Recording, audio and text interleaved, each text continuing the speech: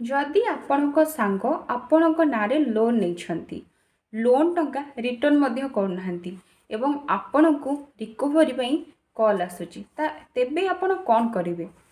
प्रथमे जदि आपणक नारे लोन होती आपणक बैंक खाता को टंका भी आसी किंतु टंका आसिला परे आपण से टंका को निज सांगक अकाउंट को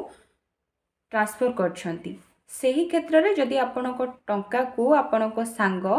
फेरस्त करनांती बा लोन को सुझु नाहांती ताहाले आपण निज सांग नाहरे रिकवरी सुट करि परिबे। एवं जदि एभली किछि स्थिति थाए आपणक सांग कोनोसी आप रु लोन करछंती तांकर ईमेल आईडी फोन नंबर आदि शेयर करछंती किंतु आपणकर आधार कार्ड पैन कार्ड को शेयर करिकी से लोन आछंती ताहाले एमिति केस रे आपण निज सांग नारे